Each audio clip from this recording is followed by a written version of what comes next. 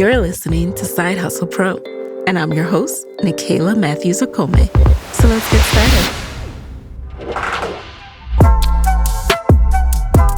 Hey guys, hey, it's Nikayla here. Welcome back to the Side Hustle Pro podcast. And today I have a different episode, a different kind of episode. This is actually the first of its kind Podcast Mogul student spotlight episode. So you'll be hearing from one of my Podcast Mogul students to hear how she launched and scaled her podcast using the methods that I teach inside of Podcast Moguls. You'll hear how she went from just an idea when she started the program to launching, putting her podcast out into the world, and now being sponsored by Google. Her name is Tolu Garcia, and let me give you a little background on Tolu. So Tolu Garcia is the founder of UI Narrative, which provides online learning for product design, UI, UX, IXD, and research through the podcast, mentorship, and future online courses. She's also a senior product designer at Not Dev, a small design studio in Dallas, Texas, working with clients ranging from startups to large corporations like Toyota and Google. When Tolu is not designing product solutions, you can find her hiking on her YouTube channel. And her next venture is going to be the course Getting Started in UX, which she'll share more about inside of this episode.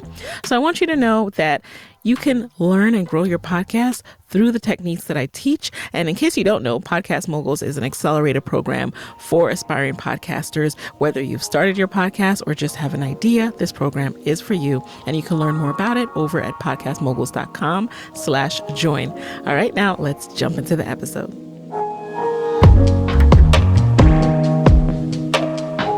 All right, welcome to the guest chair, Tolu. So glad to have you here. Hey everybody, so glad to be on the podcast. This is like a dream come true to me.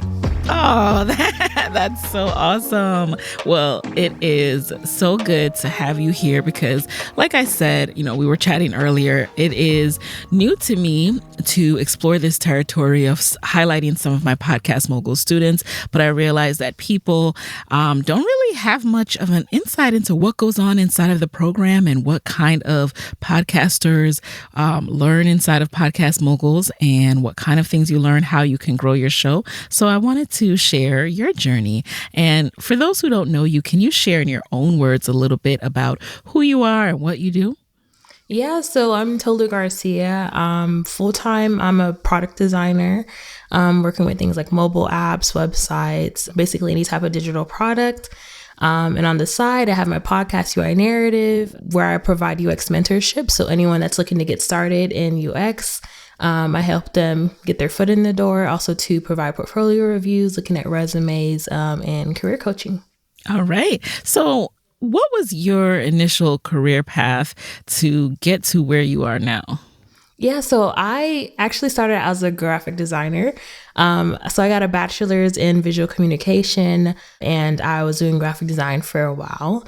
I was also doing website design as a part of some of my initial jobs. And It's funny, originally I didn't know what UX was. It was from a coworker who told me that he thinks that career path would be right for me, because in meetings I would always be asking why are we doing things this way for the different websites that we would create.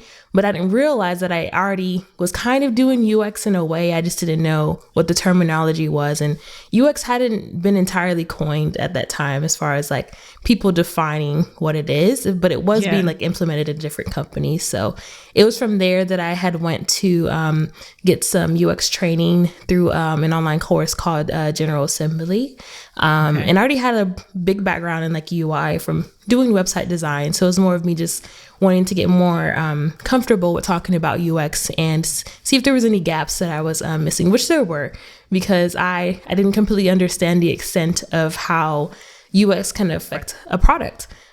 So through there, that was how I began building my career, using that experience from the course and also to getting a promotion at my job at the time to become a UI UX designer. And then from there, I've just been jumping around. I freelanced for a while, and now I've landed out at a small design studio here in Dallas, Texas.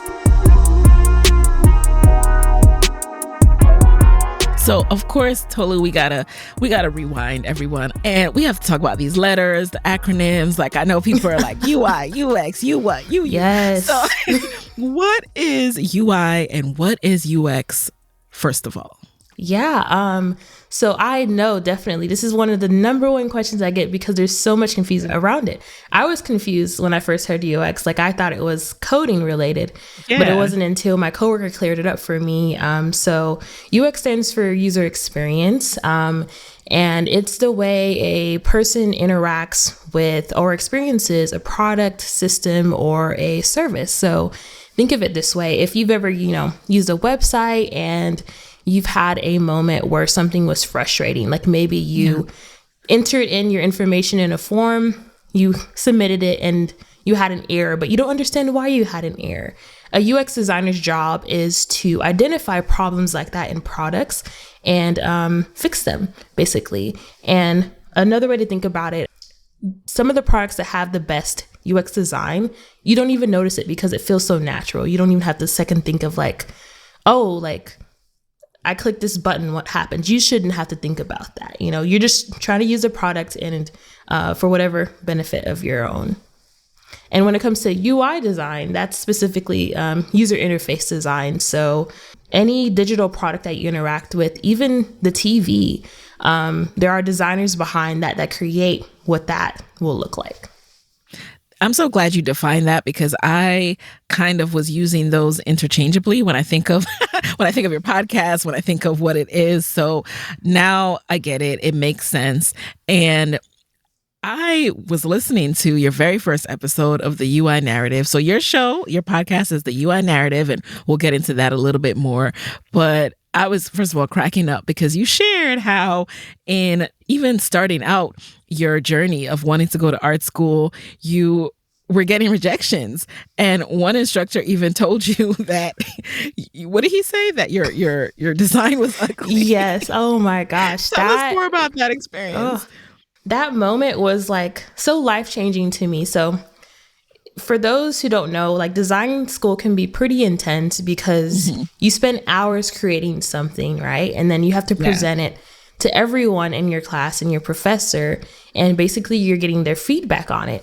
So at the time, like, I thought I was doing well, but when I presented this project, the professor was just like, this is ugly. And in my head, I'm just like, I felt like it was a personal attack against me because, you put so much of your soul and time into it. It's like, whoa, like, you're calling me ugly now, but like, in a way, it also too inspired me to just understand, like, why would someone be so aggressive as far as like feeling that my work does not look well. So that's when I started to get more serious, I guess, when it comes to the decision making with every pixel I move, every like type I use, like there being a good reason for why they work together. So it was a negative experience in a way, but I turned it into a positive as far as like pushing me to become a better designer. We love to hear that, turning that negative into a positive. And it sounds like it informed how you think about UI and UX, because you're like, well, clearly you didn't get this. So maybe I need to be more thoughtful about how people are experiencing my design. So that's pretty awesome. So now you have started your podcast. Tell people, more about your podcast, what it is about and why you wanted to start it. Yeah. So initially, when I started my podcast, I knew I wanted a way for me to voice opinions that I had in my head, but I wasn't sure how to go about that. So how this even came up as an idea was in meetings, like as a UX designer, I always felt like imposter syndrome. I felt kind of like scared, I guess, to express myself and say what I think about the designs. And it's like, I knew that I have a lot to say. So it was a way for me to just get more comfortable with speaking out loud, voicing my opinions, and becoming just more confident in my being expressive about the decisions that I'm seeing like going on in meetings and being able to counter bad decisions that I was seeing.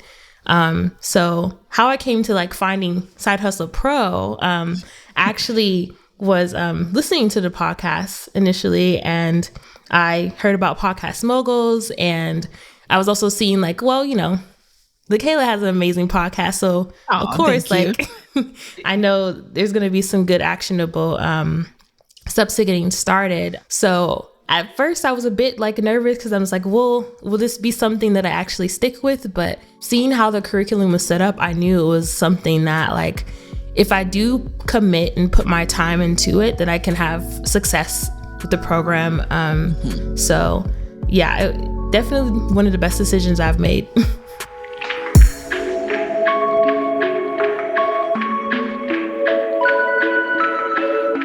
I'm so happy to hear that. And I'm glad that, you found the curriculum laid out in a way that was attainable and accessible. Now, I want to know more about your getting started I want to know more about your getting started process. So you started Podcast Moguls at the very beginning. Had you even launched your podcast yet? Like, was it out there on the apps? You just hadn't done many episodes. Where were you in the process?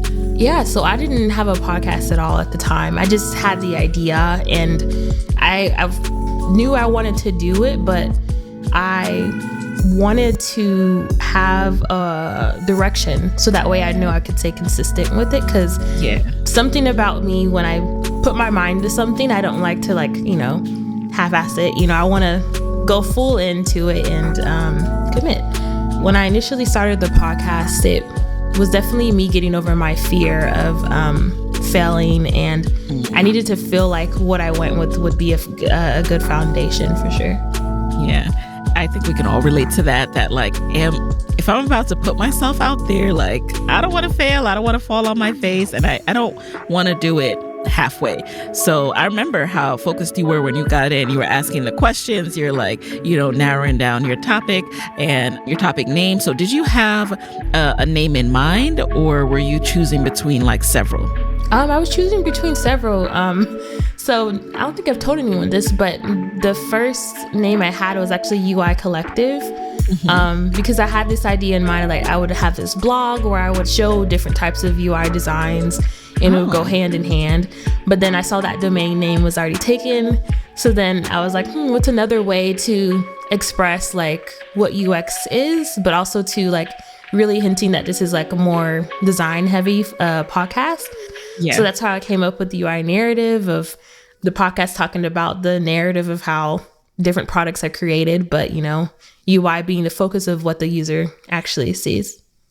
And the great thing about your name, and we always talk about this, is that when you are starting a podcast, like you have an ideal listener, and that person is going to get you. I don't recommend that people use like a play on words or things like that. I'm all about keeping it straightforward, because if you want to come up in the SEO searches and you want to come up in the podcast searches, they have to be able to find you. If someone's looking for people who work in UI, guess what? They're going to type in. So, great job on really like making sure you stayed on track and you kept that in mind as you were naming it. Now, tell me if I'm right or wrong, though. Has that name been helpful in helping your person find you? Oh, completely. I've had people send me DMs and emails saying like, oh, I found your podcast in Spotify because I was searching for a UI podcast or UX podcast. Nice. And like, I'm so glad that you included that like within the lessons of like how to go about creating the name of your podcast, because I definitely could have come up with something real stupid that I would have regretted. So I think that really helped me narrow it down to something that would be memorable and also too easy to find with SEO. So talk to us about launch week. What was that like leading up to it when you finally said, all right, I'm putting this out there in the atmosphere? Yeah, it was nerve-wracking. I'm so glad that I decided to have like a few episodes with launch, because it took off the stress too of like, okay, well now I need to be consistent. Let me go ahead and, record my next episode, for the, cause I have a bi-weekly. So for the next week. And it was just like, whoa, now it's out there. There's no turning back. I can't, Nope. I can't take it off. Otherwise it'd be kind of weird. But also too, I know like when I was going through the training, something you really like made us focus on was like who was our target audience. And that was something I kind of struggled with at the beginning, because my podcast specifically focuses on people of color, who are UI UX designers. And at the beginning, I did have a couple white people on the podcast because I was still trying to figure out like who am I trying to tailor to? And at first I'm like, I want everyone to listen to my podcast. Everyone always says that. And then I was like, wait, the whole reason I started this was because I was feeling like the only Black designer in the world. So it's like, why would I try to cater to an audience that, you know, has enough podcasts out there for them? You know, I was like, I got to show people that there are designers like me out there, and I got to find other Black designers out there, because it's like, I know I can't be the only one. Yeah. And how awesome is that too? Because it's kind of like you killed so many birds with one stone in terms of you are now building your network, right? You have the best excuse ever to reach out and connect with people. And then you're also helping other people to see, you really do have to see yourself. And also you learn from other people if your path doesn't go the way you wanted it to, if there are bumps along the road, like being able to hear that others experienced it too, is just so helpful. Yeah, it's extremely inspiring to talking to different people, seeing their journeys and struggles of getting into UX, because it helps me realize that no matter like what background you come to, like this could be a potential opportunity for you. And it's just a matter of like seeing someone else's experience of how they got into it to see how it's relatable to like your own experiences.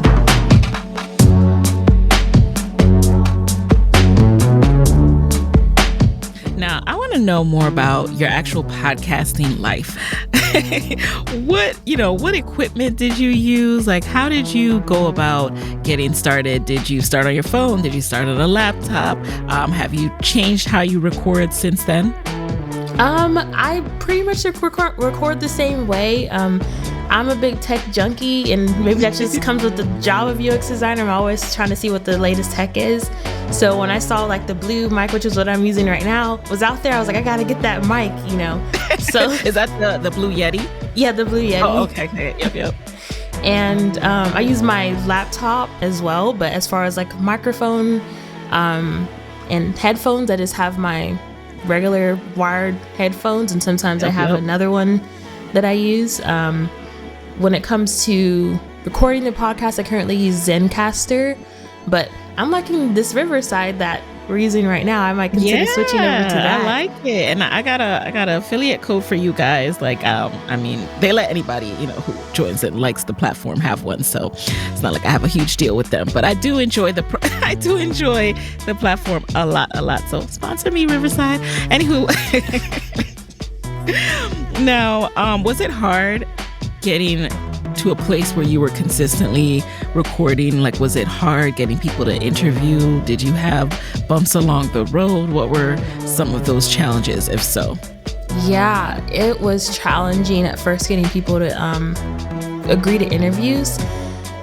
And that's something that you just have to be really resilient and consistent with, because I've gotten so many rejections of people just ghosting me or just deciding they didn't want to do it or whatever reason. And it's no hard feelings there, Mm-hmm. I would only want someone to come on that, feels completely comfortable and wants their voice out there. But yeah, it was a bit of a struggle as far as thinking like, oh, every person I contact will say yes. So I would reach out to people and be like, oh, I'm good for the month. But I'm like, wait, no one like contacted me back. So now I got to make a solo episode. So it's just like figuring out the balance of like, wait, like, do I have content for the next podcast release? But I feel like I've gotten the flow of that now as far as like being a month ahead and understanding, not everyone I reach out to will say yes. So having like a buffer amount, and then sometimes I do get everyone. So then, okay, cool. Now I'm super ahead. Yeah. And then trying to weigh out the balance of like, wow, I've had guests on for quite a bit now. I should probably do a solo episode so people know that I'm good too. Right. And then that's a balance I still struggle with. Like, oh wait, you guys haven't heard from me. You have no idea what I'm going Right. I'm going on with. So I hear you on that. And when did you launch and how many episodes do you have now? So I launched in 2019, March or May. And I actually just got to my 50th episode. Ooh, I saw that. Congrats. Which is just bizarre to me because like being consistent for this long, I'm just like, how, like, I can't believe I'm just so amazed with myself because I've seen so many competitors in the market too that have come up and I'm like, oh, they have a great podcast, but like they didn't last as long as me. So it's like what did they say? The snare, the turtle. The slow one wins the race. Right, the turtle. Yeah. It's true. You can't get distracted by, people who pop up. Like I've had that instinct. I think it's just a gut instinct that we all have. Like you're like, oh my God, so-and-so is doing a podcast now. And then 10 episodes in, I think 10 is that magic number. Like, I think that most people don't get past 10. And so, yeah, there are a lot of people who I see and they have the 10 up there. And I'm like, all right, are we coming back? Are we on hiatus? What's going on?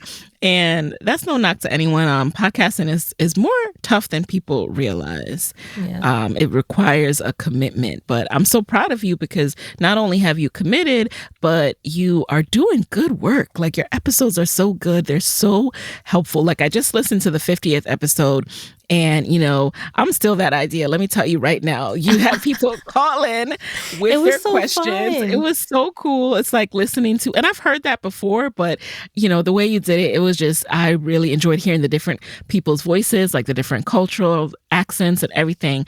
And so people called in and they asked their questions and you responded. So it was a 50th episode anniversary Q&A. What made you decide to do that?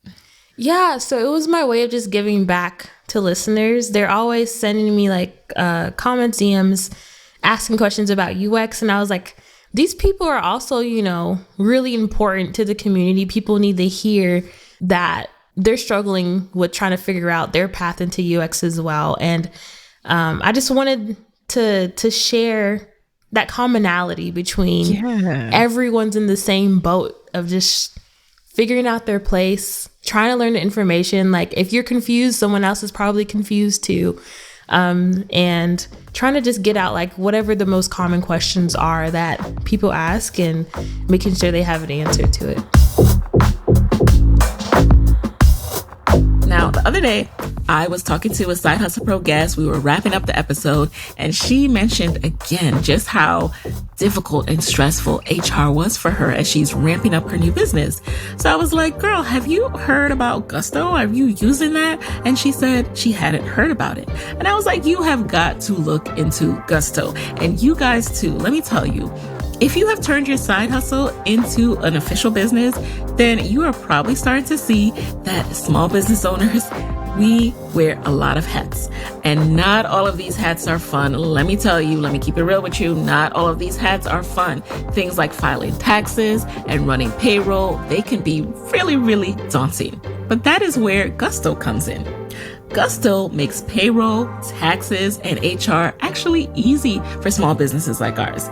You have fast, simple payroll processing, benefits, and expert HR support all in one place. And Gusto automatically pays and files your federal, state, and local taxes so you don't have to worry about it. Plus, they make it easy to add on health benefits and even 401ks for your team. Those old school, clunky payroll providers that you're probably used to, they were not built for the way modern businesses like ours are run. But Gusto is. So let Gusto wear one of the many hats in your business. Side Hustle Pro listeners, you can get 3 months free when you run your first payroll. Just try a demo. Head over to gusto.com/SHP. That's gusto.com/SHP for your free demo. Enjoy. So I want to know, how did your first sponsorship with Google Design come about? I think everyone listening is probably like, oh my goodness, how do you get a sponsorship with such a big brand? Tell us more about that. Yeah, it still wows me. Like when I see the ad, I'm just like, is this real? I know it's been like several months now, but yeah. So I actually had reached out to their customer service to get in, which is, I don't know if that's, common, but I was having trouble trying to find like a direct contact to the marketing department within the design part of the company. So that was my way of like getting in. And then I had the luck of someone actually sending it to the right person to connect to me. And it was just like right time, right place. They were actually considering doing podcast sponsorships because they don't typically do sponsorships with podcasts. So from there, I gave them my pitch based off of the training you gave. Woo-hoo! I had my deck together. And I felt so professional because like without that training, I would not have known what to do. Yeah. I don't talk to Google. Like, I don't know what to say. Like, I don't pitch people So I was incredibly nervous, but it went well. And they agreed to sponsor the podcast. So yeah, I'm super excited to have them as a sponsor. It's been a great working relationship with them.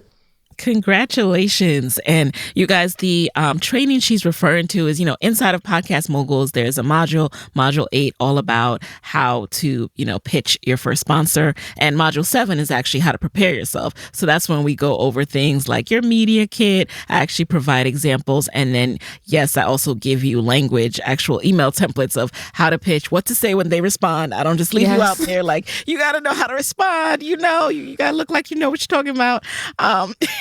Because that process can be intimidating if you haven't done it before. And starting out with such a big brand, I actually always recommend people start out with smaller brands. So starting out with such a big brand, it's like you definitely, you don't want to mess it up. So I'm so proud of you and what you did there. And another thing to keep in mind when it comes to podcast sponsorship is a lot of brands are just learning the territory too.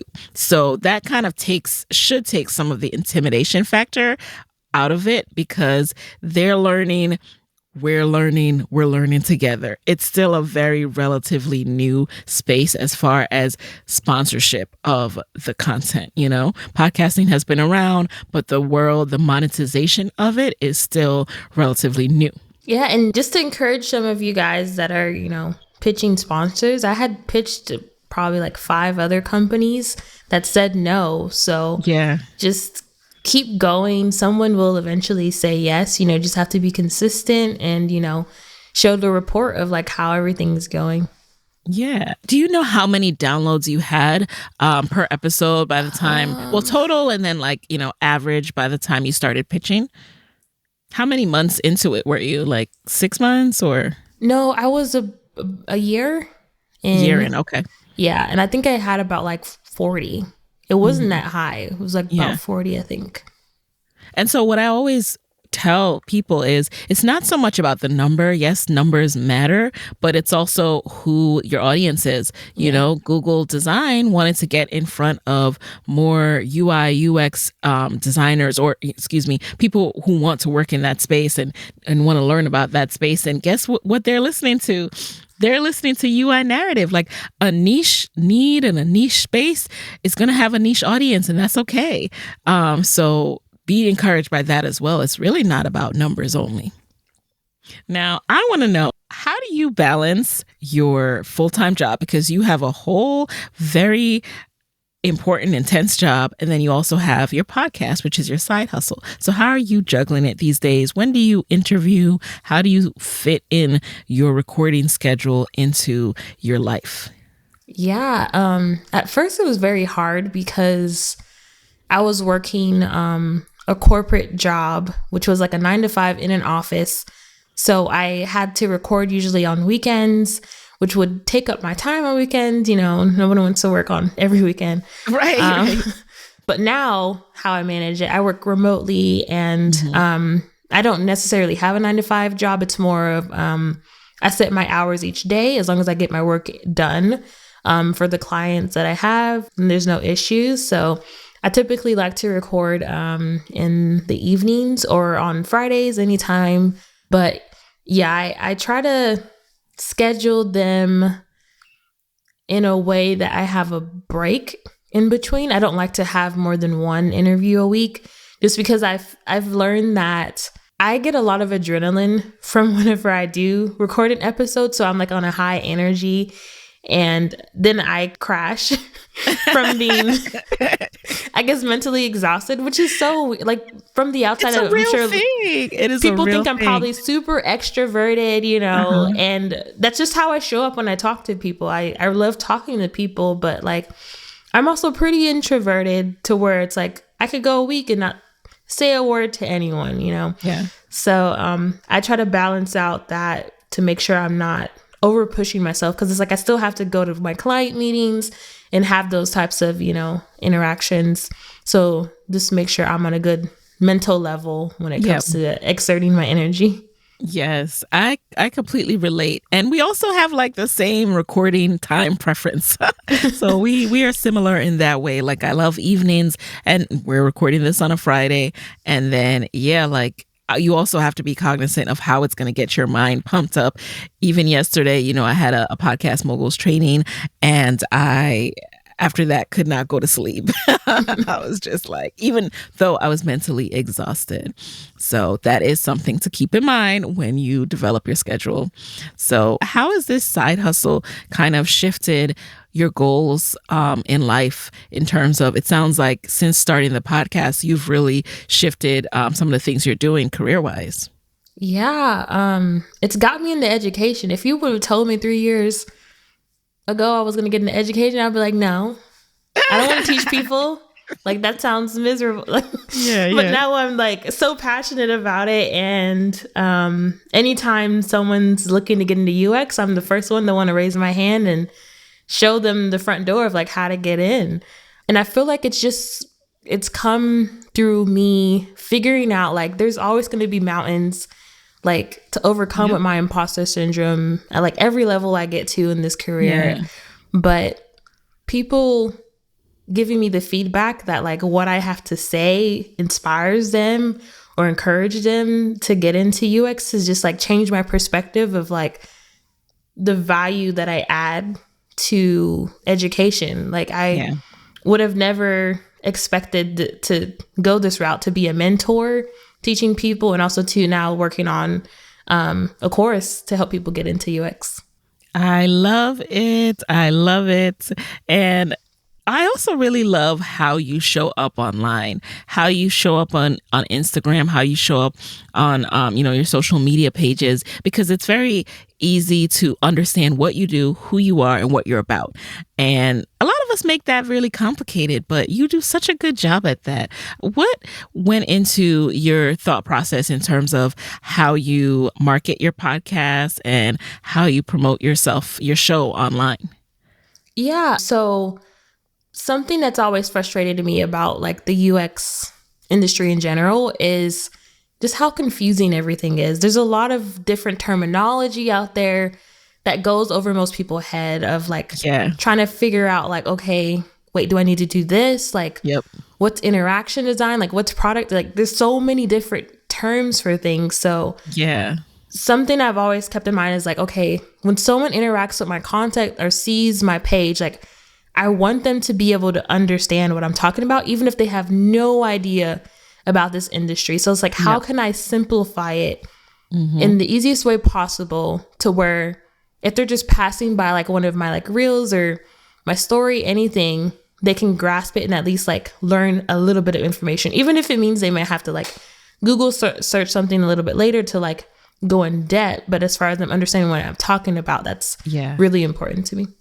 And when do you find the time? Because people always say, I don't have time. I don't know how to do this, blah, blah, blah. There's a lot of intimidation when it comes to social. And you weren't necessarily a person who wants to create content on social media, but I've noticed that shift in making it work for you and finding ways to do things that come to you organically, but just adapting it to the platform.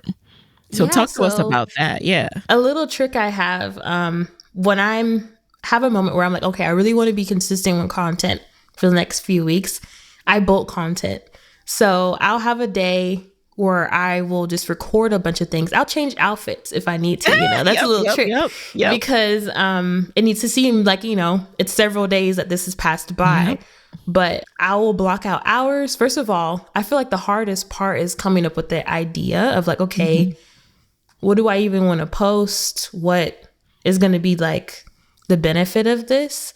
So blocking out more time than you would expect. You would think like, oh, let me just get an hour and I'll come up with ideas. Like you might need a whole day to get everything out. And also to like, just think about what type of like visual, like if you want to do a video, if you want to do an image, is it going to be something you have to create? Like going into Canva or something to put something together. So I literally write down every process like for the different posts. So I know just like how much time will this actually take me versus like how much time I think it's going to take me. So bulking, going all out like within a week is how I can stay consistent with social. Love it. I'm a big fan of bulking also. Bulk content creation. I'm not talking about exercise, y'all, but bulk content creation. And another tip I'll add to that is when an idea comes to you, because sometimes it will happen when you're doing something else, like quickly jot it down in a note on your phone or on a piece of paper that you keep your ideas on. You can even keep a small notebook with you at all times. And then when you're ready when you have that day that you're planning it out, you'll be able to go through your ideas of all the things that you want to do. So ideas come all the time, y'all. So just be prepared to write it down. And then there's less pressure on the day that you want to think about it. So you're not like, all right, what can I create? Let me go research things. So I'm glad that we're touching base on that. Now, before we shift and, say goodbye to you, Tolu, I'd love to know a little bit more about what you have going on. So talk to us about what's next for Tolu. Yeah, so the biggest thing coming up next is this course I'm working on. I know y'all have been hearing me talk about it for a while, but I promise you it's because I'm really cooking it until it's done. I don't want to give y'all something that's like everything else out there that will confuse you more about the UX industry. Yes. Like what to expect from this getting started course I'm working on is it's going to be the one-stop shop for you to understand how, like, first of all, what UX is, what all the terms and everything that you've heard about it, like what all those things mean, and then helping you choose the path that you want to take in UX. Because I feel like it's easy to go a path with something just because you may have paid for like a boot camp or a course and feel stuck with that path because you already spent money on it. But I really want to educate you on choosing what's best for you, and also based off of your budget. Because I know some people may not be able to spend thousands of dollars on a boot camp, and showing you that you have options. Right. One might just, require a little bit more work than the other. And also providing you a list of all the different types of resources and when to use those resources. Because if you're like me, I can be a bit of a resource junkie. I'm always collecting things, but then I never go back to it. So just giving a bit of instruction of like, okay, when you get to this stage, here's a few things that you should look at, don't worry about the other ones. And then after you're, getting all your education, what to do when you're done, like how do you go about finding the type of job you want and getting the career that you want in UX.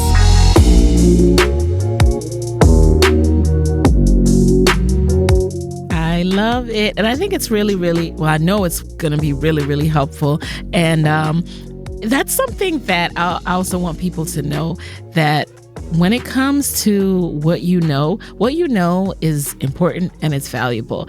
And so sometimes I think people are like, oh, there's already courses out there.